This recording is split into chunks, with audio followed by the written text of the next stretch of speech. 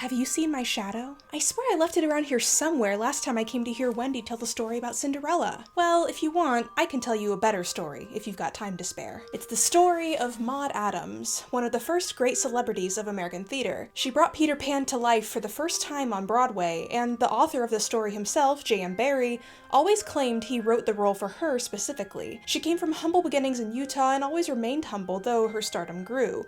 And all her life, she kept many secrets, including the great secret of her lesbian relationships.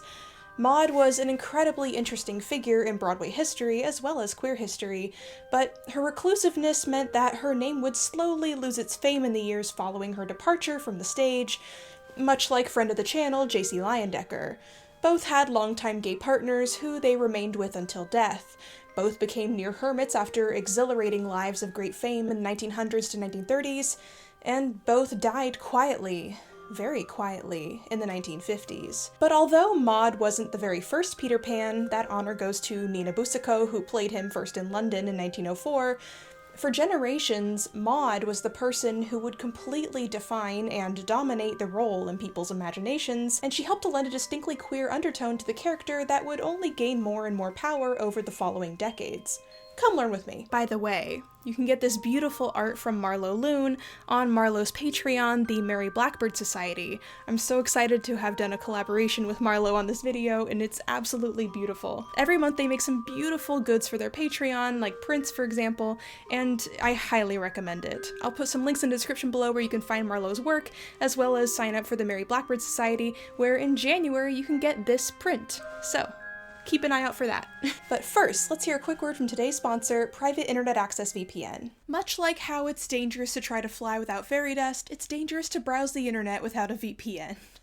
I'm so sorry. That's where having reliable protection from Private Internet Access VPN comes in handy. Private Internet Access VPN is a 100% open source VPN that hides your IP address and encrypts your internet connection. This way, it shields your digital life from the eyes of your internet service provider, your network administrators, and government censors. Their code is public so that anyone can see just how secure and private it is, and with over 30 million downloads, Private Internet Access VPN never records or stores user data, sporting a legally proven no logs policy. It also comes with entertainment benefits that works with all major streaming services and supports P2P file sharing. Private Internet Access has 50 servers in 50 US states, so you can get access to what you need regardless of where you live. You can see programs regardless of if your state has rights to it, you can access local websites which are blocked outside of state borders, and you can even watch television premieres before they show up in your time zone. While protecting your online privacy, it also blocks ads trackers and malicious websites, which is super handy for me because sometimes my research takes me to some really shifty websites with junk security. I was also able to use it on this video to get access to a book that had blocked access in the US, but using Private Internet Access, I was able to go beep beep boop, nope, I'm in France now, and I was able to access the book. It's also great for getting better deals on travel, which I've been using as I work on looking into business trips for next year. Overpriced flights, in this economy. Use my link in the description below to grab an 82% discount on Private Internet Access. That's just $2.03 a month, and you also get 4 extra months completely for free. Thank you so much to Private Internet Access VPN for sponsoring this video, and now let's get back to learning about Maude Adams and Peter Pan.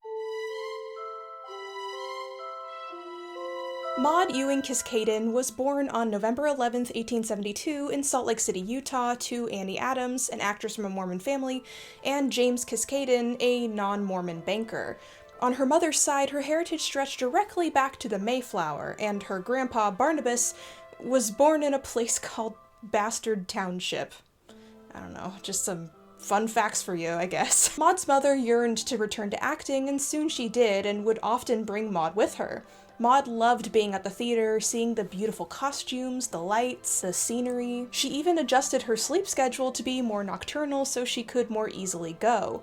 One night, when her mother was in a production of The Lost Child, Maude finally had her chance to be on the stage for the first time. The baby in this play was played by a baby doll, but for some reason this time the stage manager insisted on using a real baby, and the property manager went into the audience and borrowed a 2-month-old baby from a confused but cooperative parent.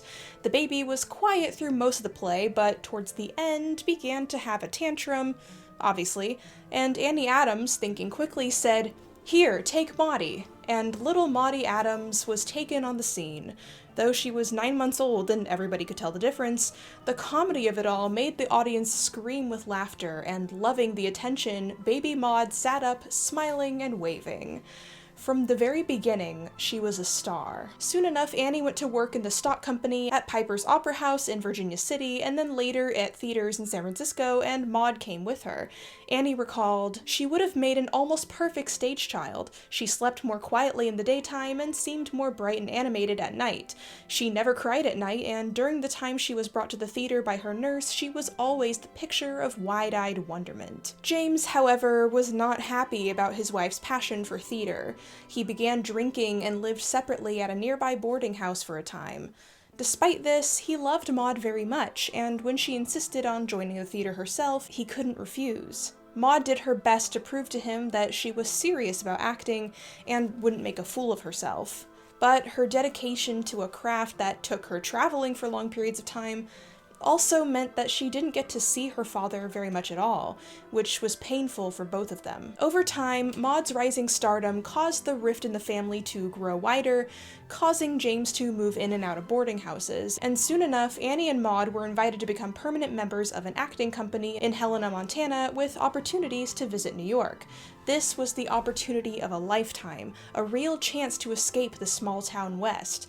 James was devastated by the news, insisting that they must not go, but... Okay. James was devastated by the news, insisting that they must not go, but Annie stood firm and took Maude with her on the next train out despite his wishes. Maude would never see her father again. He passed away on September 21st, 1883, alone in bed at a lodging house in San Francisco, after his alcoholism made him vulnerable to pneumonia. Touring life would prove to be hazardous. Traveling by steam engine in those days was uncomfortable, dark, bumpy, cramped, and brutally hot. Sometimes bad weather could delay the train, causing missed performances and lost profits. Hotels were scarce in small towns and often would just be rooms above a noisy saloon. And making the situation worse, at the time, actors were viewed as being immoral or undesirable, so many inns would refuse to let them stay. This made it incredibly easy for actors to get sick from poor living conditions or crappy food because they had to take what they could get. As theater historian P.C. Lewis once quipped, actors needed a digestive system made of non-corrosive metal. For her part, Maude thought it was all incredibly exciting. Many performers would barely memorize their own parts or even be reading from the script on stage, but Maude learned her parts rapidly and even learned the other cast members' parts too. She insisted on studying the entire plot and loved discussing the themes and symbolism of the shows with her co-stars. After the tour ended, Annie and Maude headed to New York City at last. This was where Maude would meet one of the two men who would have a massive impact on her life, Madison Square Theater manager Charles Frohman. Their first meeting was disappointing and led nowhere, but it wouldn't be the last time that Maude and Frohman meet. Maude returned a few years later to New York, starring as the leading lady in The Paymaster, which Frohman went to see, and this time he was even more impressed by her talents. Now 15 years old, Maude was given a small part in the Frohman Company's production of Lord Cholmondeley. She would spend time in a different company after this, owned by Charles H. Hoyt, now starring in larger leading roles and consistently proving herself an incredibly capable and dedicated actress. At 17 years old, a rising star, Maude was beginning to draw in male admirers vying for her attention. But no matter what man approached her, Maude seemed completely disinterested. Her mother shrugged this off as one man recalled in a news article, "Miss Adams has never married. A friend of mine, who of course must remain unnamed, lived at the same boarding house with her and her mother when they first came to New York. He was greatly attracted by her and paid her much attention, escorting her and her mother to the theater and back every night. Miss Adams accepted his attention in a frank, friendly way, but when matters had gone along a little while, Mrs. Adams took opportunity to say to him, 'Mr. Blank, it's only fair to you I should tell you you're wasting your time. Maudie'll never marry. She's too devoted to her art to ever think of such a thing.' And so it seems. This is something that I run into frequently with gay historical figures, among other things.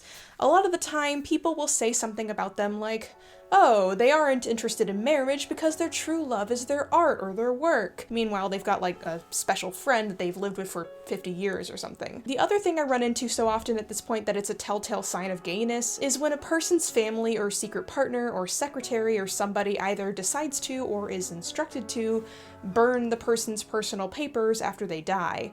Like, specific letters and things of that nature. With J.C. Leyendecker, he instructed his partner Charles to burn art pieces and letters from between them. As we'll see with Maude Adams, the same thing happened. But going back in time once again here, no one saw it as remotely suspect that a young actress would be not interested in men. At least, not yet. In fact, it was generally a good thing for Maude. Her disinterest in men also served to protect her from the bad reputation of her profession. It fended off the typical rumors of actresses being loose women, among all other sorts of horrible stereotypes. Under the care of her mother and later Charles Frohman, Maude was able to uphold the image of a chaste, angelic, and pure girl. Charles Frohman, for his part, had his own share of secrets as well. He worked alongside his brother Daniel Frohman, and Charles had been interested in the theater ever since childhood. He grew to be known as the Napoleon of the drama due to his booming and direct way of speaking and seemingly unshakable talent for building stars and getting what he wants. Although he was a short king, he had a large personality and a reassuring demeanor. Born on June 17, 1860, Charles and Daniel grew up in a German-Jewish family. In the biography written by his brother after Charles's tragic death, they give a familiar reason for Frohman having never married. Frohman never married. A friend once asked him why he had chosen to be a bachelor. "My dear fellow," he answered, "had I possessed a wife and family, I could never have taken the risks which, as a theatrical manager, I am constantly called upon to do." He lived, in truth, for and by the theater. It was his world. His heart was in his profession, and no enterprise was too daring, no venture too perilous, to prevent him from boldly facing it if he believed the step was expected of him. Where have we heard that before? Yes, many historians agree, based on accounts from those that knew him, that Charles Frohman was a gay man.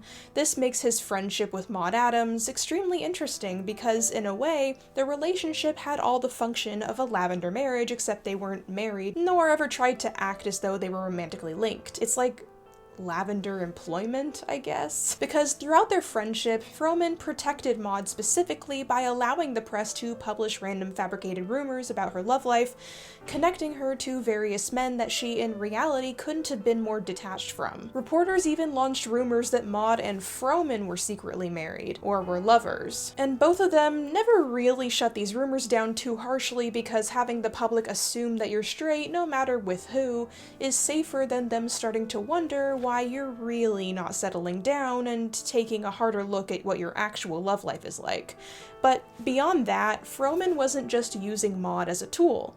They were genuinely friends, and Frohman knew that he could make her a star. He saw greatness in Maude, and he was not about to just let that go. By the 1890s, he gave Maude the biggest key to success that any actress needs. He made her a leading lady in the company alongside a leading man. That leading man was John Drew. At nearly 20 years Maude's senior, Drew was already a well-established actor. At first he wasn't sure about Maude. Like many others, he first thought that she was too frail looking. But it didn't take too long for Maude to impress him. Whatever power she lacked in stature, she more than made up for in her skill, energy, and expressiveness. Maude would later star alongside Drew for the next 5 years, but as her stardom grew, the more secretive she became, even more so at the instruction of Frohman. He said, "You are not to be interviewed. You are not to be quoted. People will wonder at you, yearn for the details of your private life. Let them. It will only spur their interest and their desire for you." He was right. Maude's elusiveness only made her more curious, more enticing to follow. Maude's friend Ethel Barrymore, the niece of John Drew, the sister of John and Lionel Barrymore, and the grand-aunt of Drew Barrymore, remembered Maude fondly. She recalled that Maude was a good friend, but was just as dedicated to her privacy. However, as time went on, this privacy would hit a few road bumps. Gossip began spreading through papers that Maude had been having secret liaisons with other actresses. Quick as always, Frohman immediately shut the rumors down by releasing an announcement to the papers that Maude was engaged to John Drew's friend Richard Harding Davis.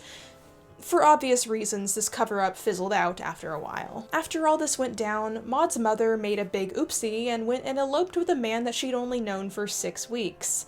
Maude was not cool with this move and didn't attend the wedding, and so, without her daughter, Annie went to live with her new man in Wyoming. She came crawling back to New York City 2 weeks later, regretting her decision. Obviously not one to get caught up in drama involving men, Maude was hard at work focusing on her role in the play Rosemary, after which she starred in a play written for her by none other than J.M. Barrie, who had been invited to do so by Frohman. And so, the third member of the creative triangle entered the picture. Barrie was born in Scotland on May 9, 1860, and much like the fairy boy he would go on to create, he was a child who never really intended to grow up. This is extremely apparent in all of his writing, which has a whimsical, impish quality, but never more so than in Peter Pan. If you've ever read the original book, the way it's written reads exactly like the boundless, scatterbrained, humorous way that children tell stories. In a way, he must have had something like this in common with Maude, who herself was something of a child who never was truly a child, nor really an adult either. The liminalness of her as a person made an immense impression on Barrie, who quickly befriended her. Barrie was reworking a pre-existing work of his, The Little Minister, in which Maude would play Lady Babby, her first role without a leading man like John Drew by her side. For the first time, she would dominate the stage. She was so nervous, but as usual, she shone on stage and earned a 2-minute standing ovation and was recalled 4 times after Act 1, 10 times after Act 2, and at the end, Maude began sobbing, overwhelmed by the audience's love as they called her out from the curtain call over and over and over, 12 times, and were not satisfied until Maude made a quick speech to them. A theater critic wrote in the New York Clipper on September 18, 1897, "Miss Adams possesses, as did Babby, the heroine of the play, that witching power of beguilement that captivates the heart and makes impulse usurp the place of dethroned and banished judgment. Miss Adams has been endowed with 2 gifts invaluable to an actress, brains and temperament, and by means of these she legitimately won her triumph." At long last, Maude had become a star. The Little Minister kicked off the beginning of Maude's following of hardcore fangirls. One of these girls was a young Phyllis Robbins, who instantly fell in love with Maude and eventually earned Maude's friendship, which would last until death.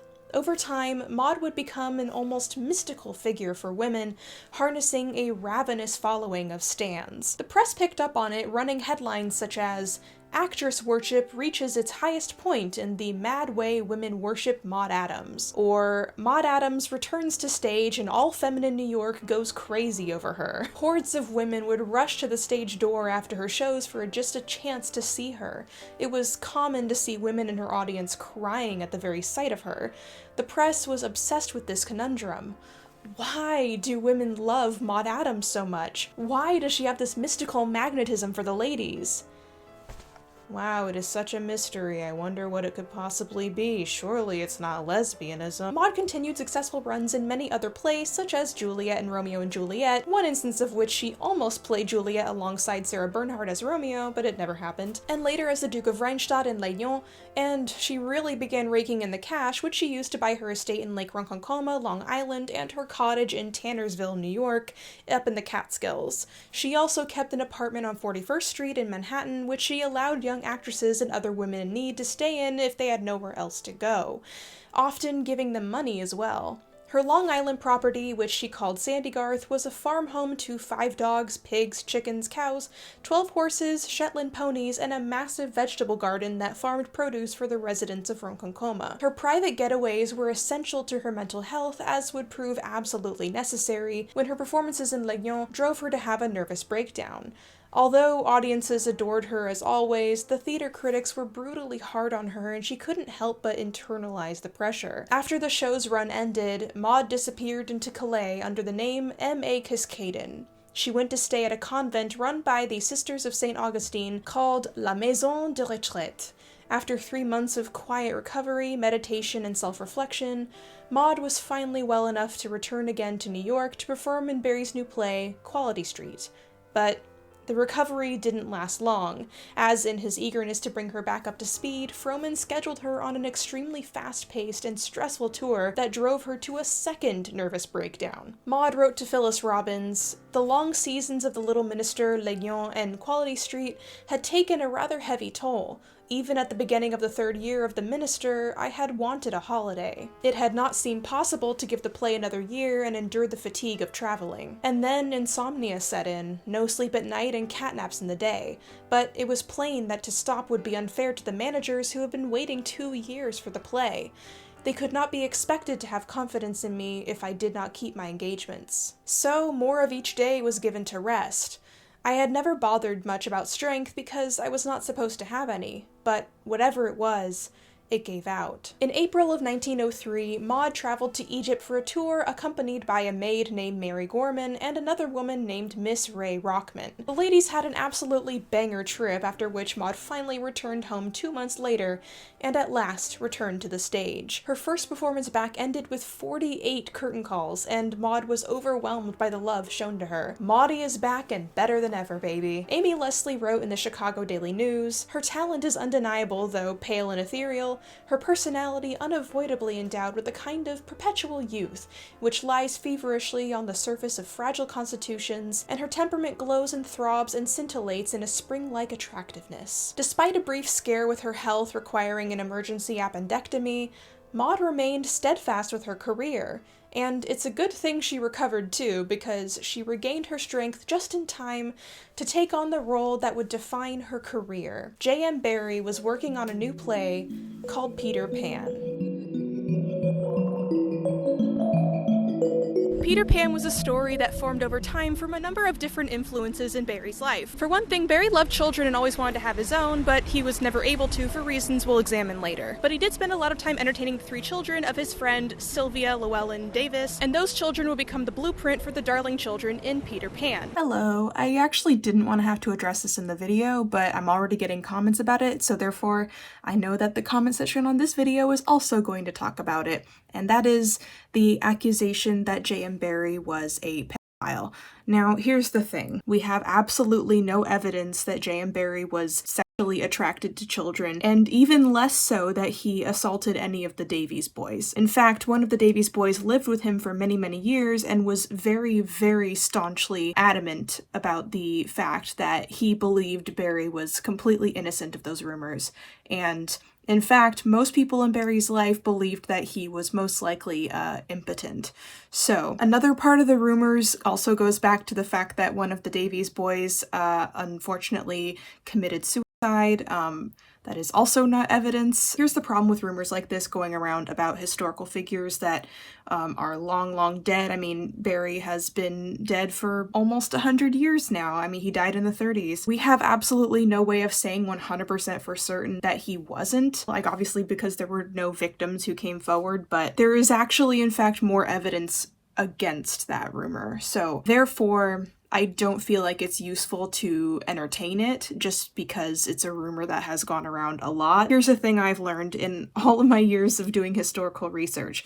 Sometimes somebody spends a lot of time putting out a really stinker biography and then people kind of run with it because you want to trust that a biography is going to be completely reliable, right? That's not always the case, as I learned with J.C. Leyendecker, etc. You've kind of got to take things that seem particularly scandalous with a little bit of a grain of salt and really look into them. And I think for a lot of people, there's this sort of urge to look at these childhood classics and want to think that there's like a secret, sinister dark side to them. I'll be honest, when it comes to Peter Pan, the dark sides are there. It's the racism, okay? You don't need to read into it where things aren't actually there. Please don't fill my comments section with discourse about J.M. Barrie and these rumors, I swear to God. Eventually, Barrie reworked the story with Maude Adams in mind, and Frohman set up a trial run of the play in London. This means that the first Peter Pan actually wasn't Maude Adams, it was the actress Nina Boucicaut, who was the sister of the director. In case you aren't already familiar with the story, Peter Pan tells the tale of the 3 darling children, Wendy, John, and Michael, who are whisked away to the Neverland by a magical boy named Peter and his fairy friend Tinkerbell. In Neverland, they encounter Peter's crew, the Lost Boys, as well as mermaids and some very unfortunately extremely distastefully portrayed Native Americans, and a crew of pirates aboard the Jolly Roger captained by the evil Captain Hook, who is obsessed with Peter. I should note here, the original version of Peter Pan from Barrie is still remarkably racist for obvious reasons towards Native Americans, but I also need to point out the fact that Disney's 1953 animated film, in an attempt to make it more comedic, also served to make the story way more racist than it already was, as well as injecting a lot more misogyny as well. Right, Wendy? Yeah. It's really bad. I think when New York Times reviewer Bosley Crowther said that Mr. Disney's picture has the story but not the spirit of Peter Pan, he was right. Barrie's original play had some typical misogyny of the era, but not remotely close to whatever this was. Girls talk too much. Yes, girls talk to... Oh. Well, get on with it, girl. Come on, dearie. Join us for a swim. Oh, please, I'm not dressed. Oh, but you must. Actually, the original work is notably sympathetic to women, and it isn't difficult to read in that aspect compared to many other stories of its time, being a story written in the late 1800s and readapted for the stage in the early Edwardian era. However, one thing that very much still does taint the original story is, obviously, its racism. In writing Peter Pan, Barrie created Neverland to be a world full of things that would have fascinated children at the time. Pirates, fairies, mermaids, magical birds, etc. But children, even in England, grew up with a fantastical fiction involving the American West too, and therefore many of them viewed Native Americans through a fantasy lens as well, completely dehumanized. This is greatly apparent in the original Peter Pan because although it doesn't portray the Native American characters as villains, they are in fact the allies of the Lost Boys and Peter, unlike in the Disney version, but it still portrays them in a stereotypically mean-spirited way. To make matters worse, the name of the Neverland tribe is, I'm not even gonna say it out loud, but I'll show you this passage on screen. Why Barrie made these decisions, I have absolutely no idea. Many Peter Pan adaptations in the years since Disney took the Peter Pan train directly to Eviltown have made attempts to rework the Native involvement in the story in a less harmful way without ignoring the issue by simply excluding them altogether.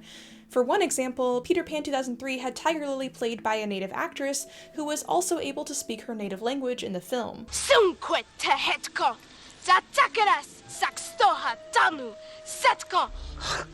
And one of the better adaptations actually came long before Disney's version, the 1924 silent film starring Betty Bronson.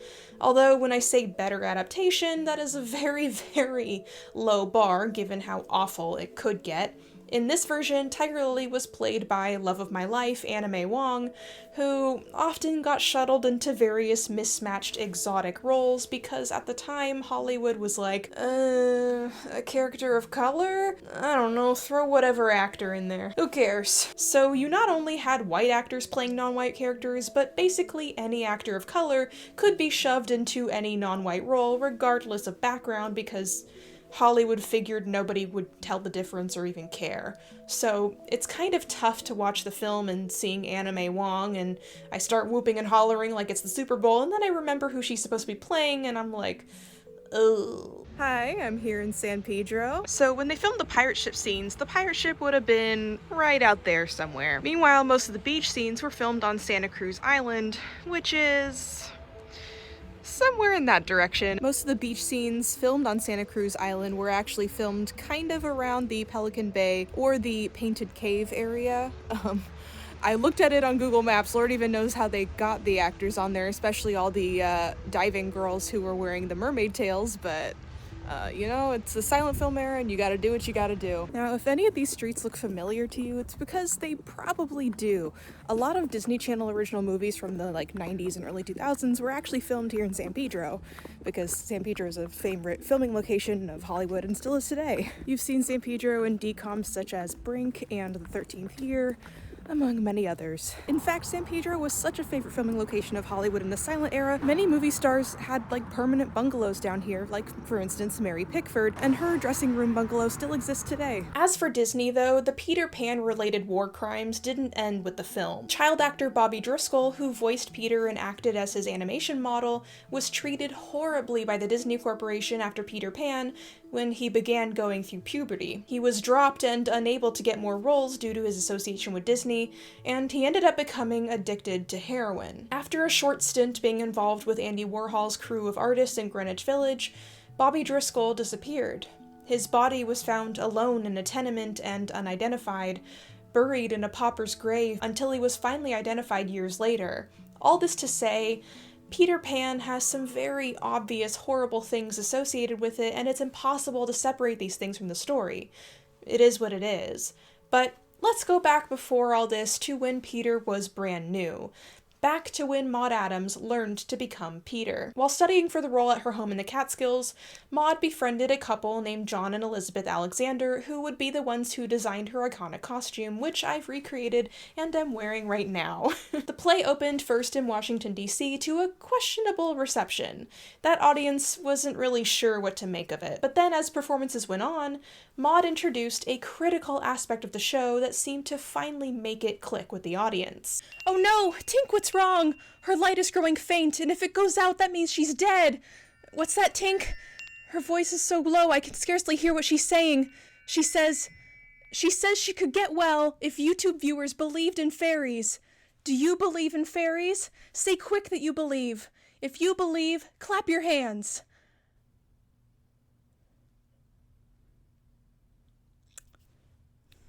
Yeah, I should have seen that coming.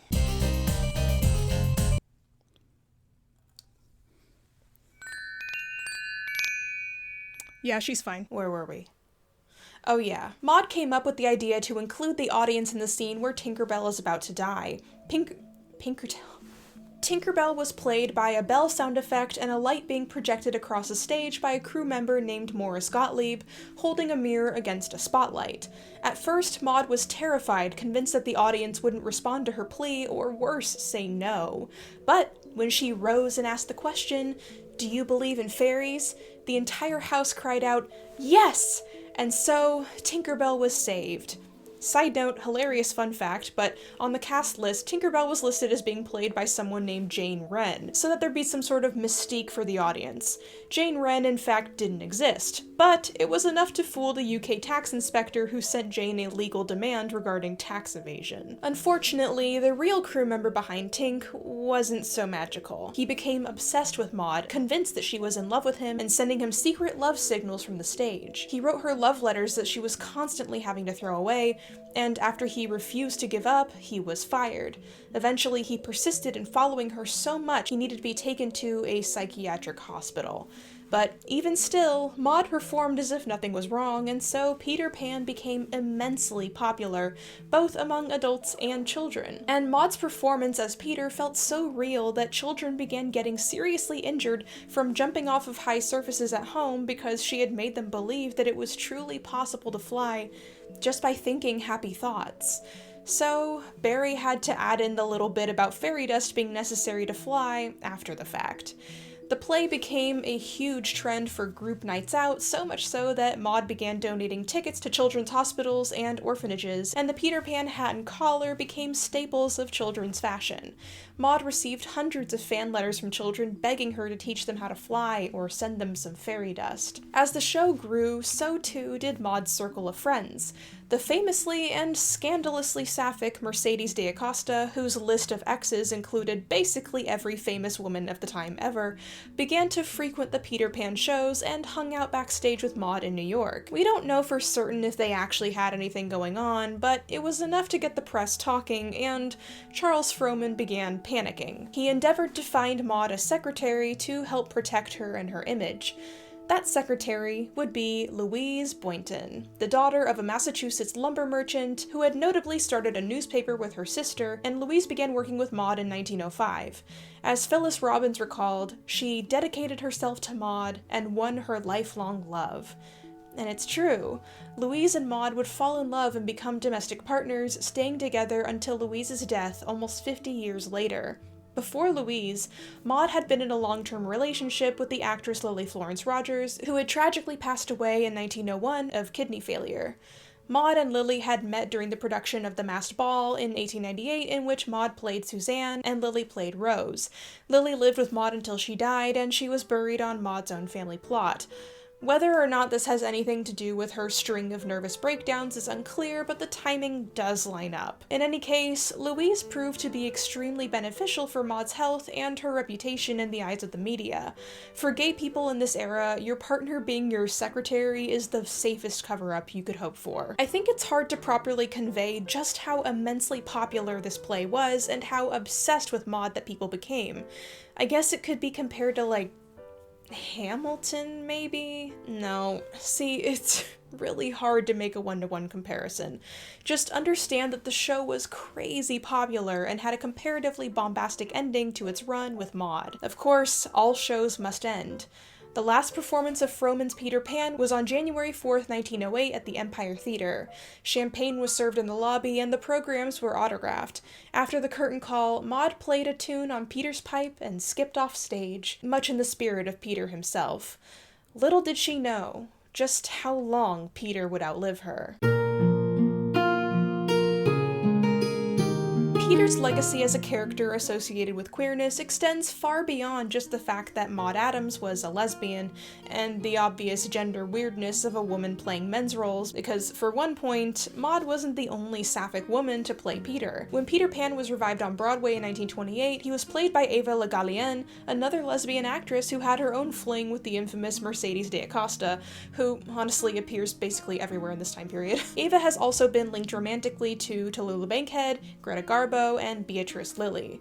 Following Ava on Broadway was Jean Arthur, who was also sapphic and possibly asexual. Jean coincidentally was rumored to have been in a relationship with future Peter Mary Martin, who played him from about 1954 to 1960 on both Broadway and in the TV special, which I'm not personally a fan of, for reasons. Making too much noise. Listen to Tiger Lily. Ugga wugga wigwam. Ugga wugga wigwam.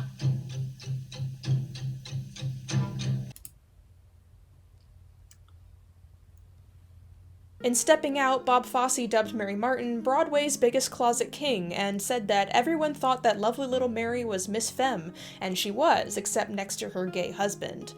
Indeed, Mary had a number of lavender marriages, something that was common at the time in the entertainment industry. And more recently, Peter was played by Allison Williams in 2014 in a TV movie which... do I even need to explain this one? But let's go back a bit, before Peter landed on stage and back to the creator himself, J.M. Barrie.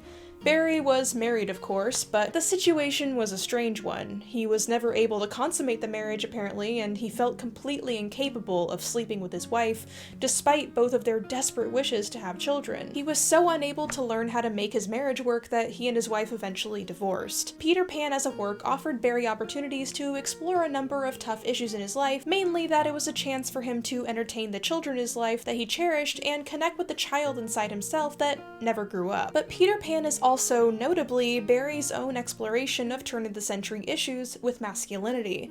Take Peter's obvious disdain for manhood, for instance, when placed in contrast with Captain Hook's overt dandyism. Crystal Lynn Hawkins writes, "All of Barrie's protagonists in Peter Pan stories have masculine identities that conflict with Victorian and Edwardian ideals of gender, and are thus marginalized and alienated from society. To avoid this harsh reality, Barrie's protagonists escape to fantasy worlds in hopes of abandoning the rigid codes and conventions of reality. While these fantasy worlds provide these protagonists with temporary belief, they eventually realize that the conventions of reality are inescapable." In his works, Barrie constructs a new formation of the male identity, or at least a different depiction of masculinity in comparison to the then established norms, by creating male protagonists who desire other males and who display heterosexual uncertainties. However, due to 19th century homophobia, these male relationships are unable to develop past the socially accepted homosocial stage. This is a conflict that extends outside of Peter Pan and Barrie's works. It can also be seen in The Little White Bird, The Little Minister, Sentimental Tommy, and Tommy and Griselle. Many of Barrie's male protagonists, protected from scrutiny under the cover of youth, display a lack of interest for women. In Peter Pan, when viewed explicitly through the lens of the story itself, This is obviously largely due to Peter's inability to grow up, his childishness. But when you understand that Barrie often used the protagonist of his stories to explore his own feelings and that this theme appears repeatedly, it's worth also looking at it through the lens of being a man who simply isn't attracted to women and struggles to understand why through an Edwardian framework of society. For many, many years, people couldn't understand why Barrie had the issues he did, and there wasn't really any evidence to offer a gay explanation.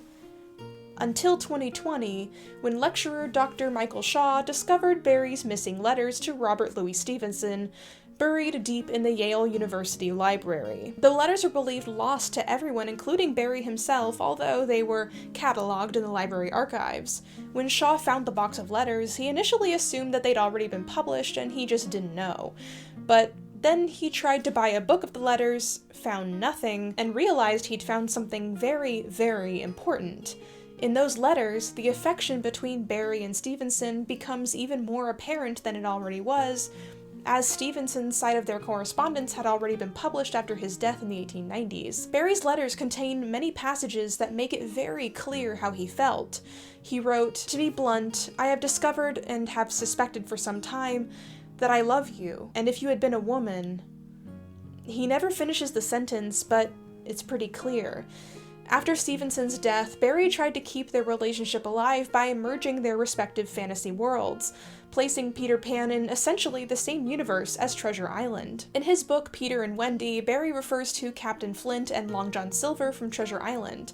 Captain Hook says, "I am the only man of whom Barbecue was afraid, and Flint feared Barbecue." In Treasure Island, the characters sometimes referred to Long John Silver as Barbecue. And so, injecting his real-life insecurities and dreams into Neverland, Barrie ended up splitting his frustrations into the two characters of Peter and Captain Hook. Crystal Lynn Hawkins continues, "Peter, the eternal boy, lacks maturity and the experiences of adulthood, while Hook lacks immaturity. It is only when Peter and Hook interact that the two partial beings combine to create one composite persona, and fill the isolating void in each other's otherwise empty existence." This is not to imply that the two characters selfishly utilize the other for self-completion. Barrie makes it very evident that both Peter and Hook enjoy the companionship of the other. Although Hook has the company of his crew and Peter of the Lost Boys, the manner in which the two captains conduct their communities implies their dissatisfaction. They are much more entranced with each other than they are with the other residents of Neverland. Peter's transformation as Captain Pan following Hook's death reveals the character's dependence on the pirate's existence. While their attachment to the other derives from their interdependency and the sensation of self-completion that arises when the two characters are together, they also display a deeper homosocial bond that is based on their mutual understanding of the other. In short, both Hook and Peter are two halves of a whole. All these queer themes that Barrie explored created a ripe environment for LGBTQ viewers and readers to innately connect with the story.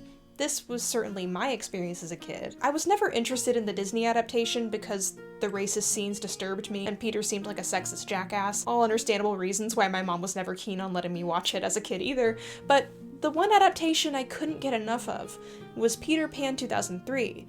And I think many of you might be able to relate. When I first saw this movie at 7 years old, the first thing I noticed was that I was hopelessly in love with Wendy. I didn't understand why yet, only that I thought she was cool and beautiful and confident, and I really wanted to give her a thimble. The second thing I noticed was that I really, really wanted to be Peter. This Peter specifically, because unlike past Peter incarnations, this Peter was notably romantic. He yearns for love in a way that other versions of Peter couldn't. The other Peters couldn't truly love Wendy. In the book, Wendy asks Peter multiple times, "What are your feelings for me?" And Peter constantly replies, "That of a son, Wendy." In one scene he says, "You are so queer, and Tiger Lily is just the same. There is something she wants to be to me, but she says it's not my mother." But in the 2003 version, although in the end Peter remains in Neverland to never grow up, he does accept Wendy's love. In fact, it's Wendy's kiss that literally gives him power.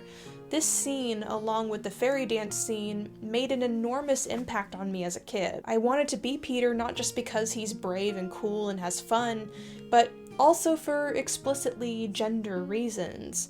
Peter, by choice, almost exists outside of the gender binary by nature, and in this movie at least, He gets the love of a beautiful girl. If anything made my gender lesbian, it was probably this. This is also relevant, I think, to the 1924 silent film. As much as Betty Bronson does her best to channel whimsical young boy energy, it's hard not to view this performance as more of a tomboyish girl. The silent film also included more thimbles than the original has, making it really difficult to suspend disbelief and not just seeing this as two women smooching with one really tiny woman being impossibly jealous over it. Plus, you kinda can't deny that in a big way, Peter very much exudes T-boy swag. Cosplayer and LARPer Azrai discussed their own experience with gender related to Peter Pan in their video I'm Trans, where they channel some of these feelings coming from a different direction. Before I learned to perform femininity to survive, I remember thinking of characters like Peter Pan when I ran barefoot around my neighborhood with my friends. I remember insisting on shopping in the boys section for clothes and wearing little tuxedos to weddings. I remember desperately never wanting to wear makeup, basically distancing myself from my impending womanhood as much as I possibly could. Peter Pan is a character that I've had living in my brain rent-free for my entire life, for many reasons. Point is, there's absolutely more at work with the Peter Pan character in particular than the gender issue, but it's still very relevant. I have issues with age. And that's partly rooted in neurodivergence and the ableist attitudes towards what makes an adult, and the fact that every time I talk about mine, it gets met with raging ableism. But part of the appeal of Peter Pan and being untouched by adulthood for me also has to do with the fact that when you go through puberty, you get your period, and that is called becoming a woman. And I hated that for me. Dr. Holly Blackford used her research to connect Peter Pan to Victorian ideas of sexology at the time, which saw homosexuality as inextricably linked to a gender issue, hence it being called gender inversion. She also connects the story to Oscar Wilde's A Picture of Dorian Gray, another story of a young man choosing eternal youth, written by a gay man who very much would have been at the forefront of Barrie's mind as an Englishman writing his story in the 1890s at the height of the infamous Oscar Wilde trial. She writes, "My work on these novels explains that pioneering sexologists constructed the child as developmentally queer, not yet committed to a love object, and the queer as arrested in development, trapped in a developmental time before the proper love object was chosen. These characters become seductive forces, luring others to their hedonistic worlds, not because they have pernicious motivations, but because they are queer, pre-civilized objects for others to play with in their games of pursuing pleasure." A trans reading on Peter can also be interpreted out of his fairy identity, as it is heavily implied both in the original text and numerous adaptations that Peter is now more fairy than human child, and this is part of what makes him separated from human gender constructs. He no longer, and perhaps never did, exist in a world of man, an Edwardian world that created boundaries that he was not at home in. In the Gene Forbes Robertson version of the play, Gene suggested an added line of dialogue to Barrie that he agreed with, emphasizing this predicament. Peter says, "You mustn't touch me. No one must ever touch me." And when Wendy asks why, he responds, "I don't know, but I think if you were to touch me, I shouldn't be here." For this version of Peter, to be touched is to be reached for by a world of expectations that Peter can never face. To touch him is to erase him. Much like a fairy falling down dead when someone says that fairies aren't real, if Peter were to return to the world of humans and their societal bounds, in a very literal way, Peter would cease to exist. He wouldn't be Peter Pan anymore. This is part of why Peter became the all-time favorite role of many of the sapphic actresses who played him. To be a lesbian is to inherently exist somewhat outside of womanhood in many ways. Many lesbians feel degendered by nature of existing outside of a social ecosystem set up to center and include men and men's expectations. Peter, therefore, resonates with many lesbians, the same way that he resonates with a lot of trans people, gay men, bi folks, etc. Peter also resonates a lot with neurodivergent folks, as Azrai explained. He taps into the crux of a common feeling that everyone on the outside of rigid social expectations feels, and for many people, he's cathartic in that he chose his own destiny, he's celebrated for it, and in the end, he wasn't pressured into conforming to societal norms after all. Because while that was a happy ending for the Darling family and even the Lost Boys, it wouldn't have been a happy ending for Peter. In case you're not familiar, in the trans community, people who are trans but haven't realized it yet are often called eggs, because they haven't come out of their shell yet. In Peter Pan, there's a line that I think strongly befits this, when Captain Hook asks Peter, "Who and what art thou?" And Peter gleefully responds, "I'm youth, I'm joy, I'm a little bird that is broken out of the egg." What's interesting is that Maude's parts immediately following Peter are just as gender nonconforming as Peter was.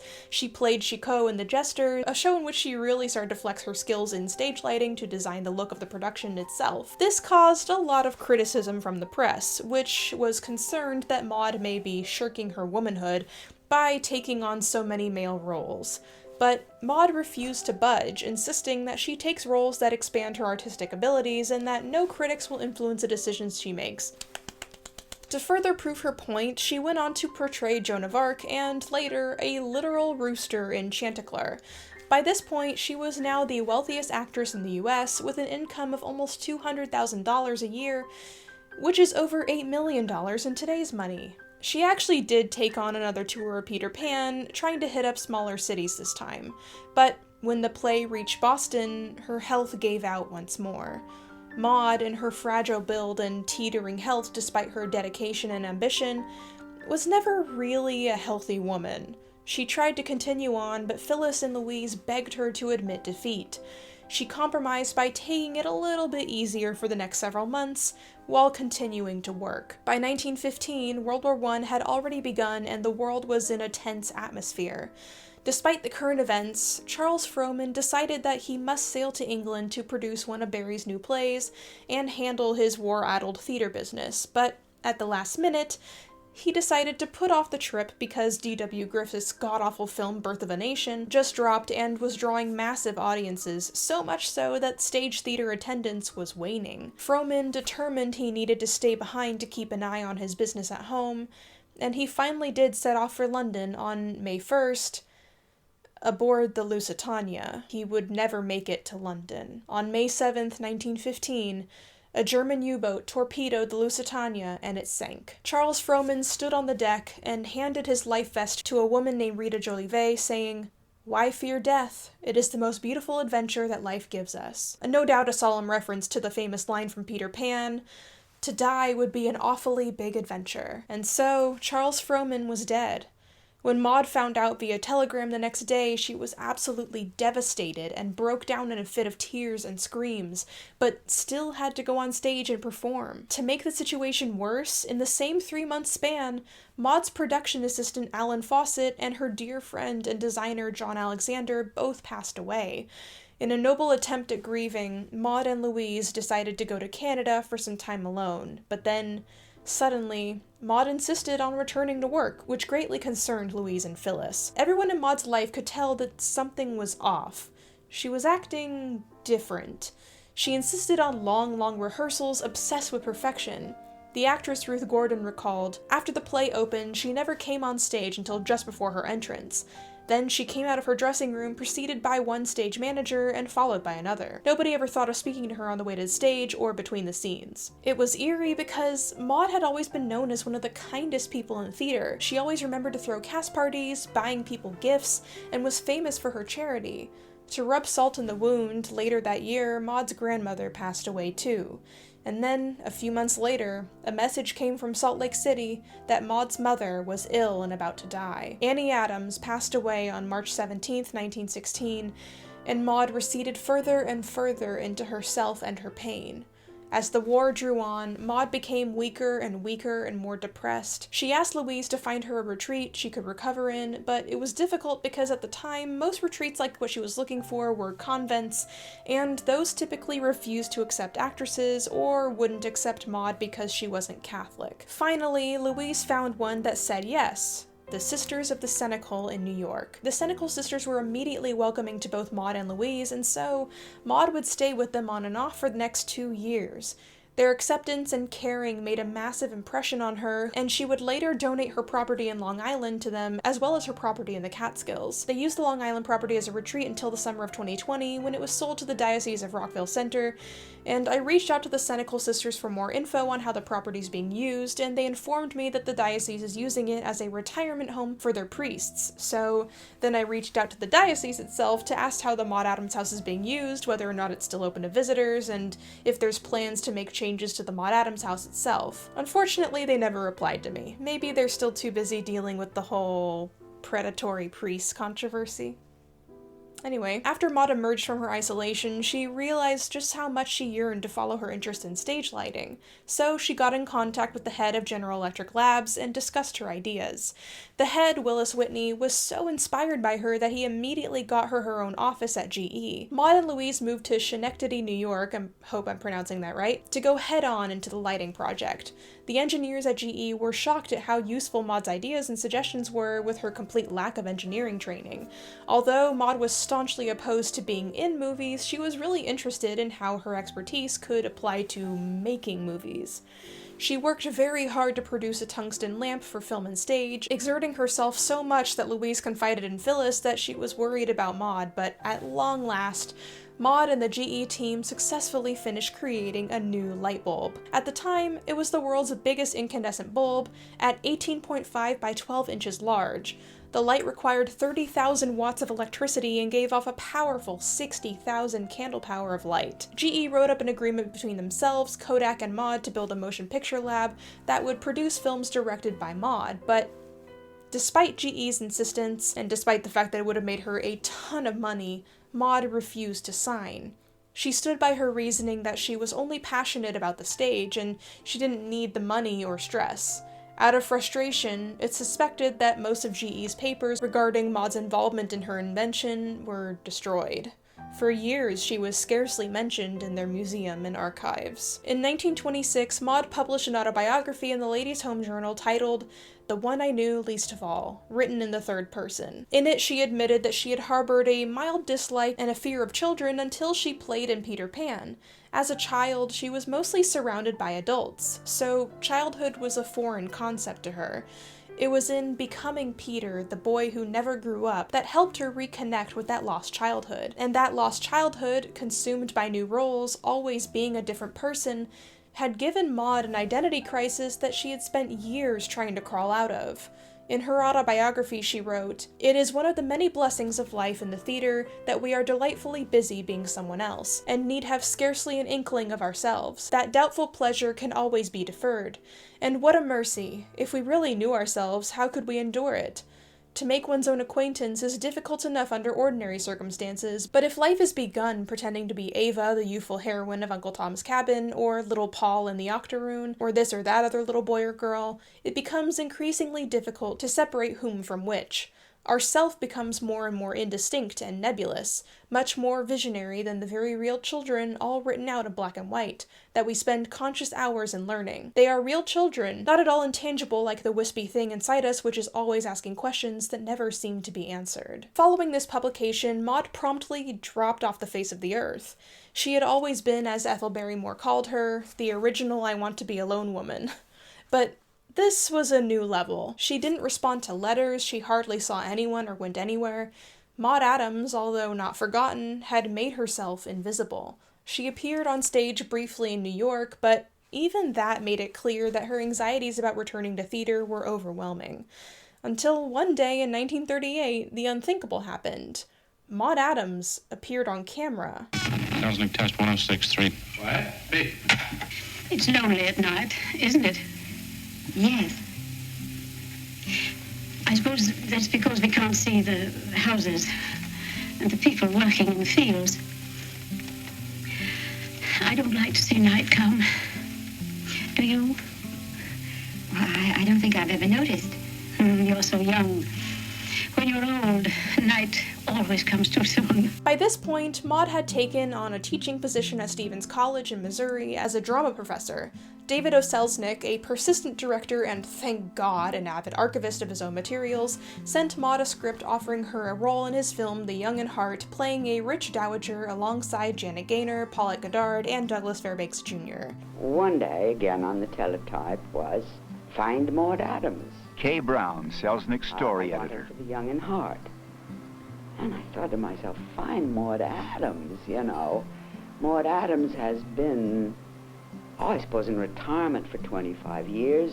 She's a person that doesn't speak to many people. I didn't know where to find Maude Adams, but, you know, you got the order and you found Maude Adams. However, after doing the screen test, Maude became unsure of the role, and in the end, politely declined it. Her role was instead given to Minnie Dupree. She was teaching at Stevens College, and David said, "Oh, Janet, you must try to charm her because she really didn't want to come out. She really doesn't want to have anything to do with motion pictures, but she's here and we must try to make her comfortable." So, of course, I was very nervous because I'd been brought up on how marvelous Maude Adams had been as Peter Pan. And I just must say, I don't think I charmed her. I did my best, but she really wanted nothing to do with it. This was the last time Hollywood would ever try knocking on Maude's door, after years of doing so to no avail.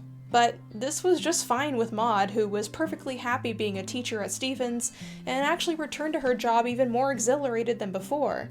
She even took 600 students on a field trip to Hollywood in 1941 to see how films are produced, and SAG honored her while she was there.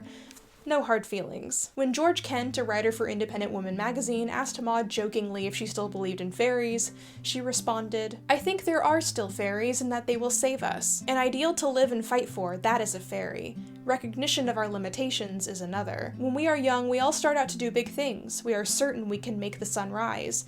If, like Chanticleer, we must learn unhappily that our work is not so important as we should like to think it, we must remember that it's our work. But alas, all children must one day grow old, and the stars don't always shine so bright."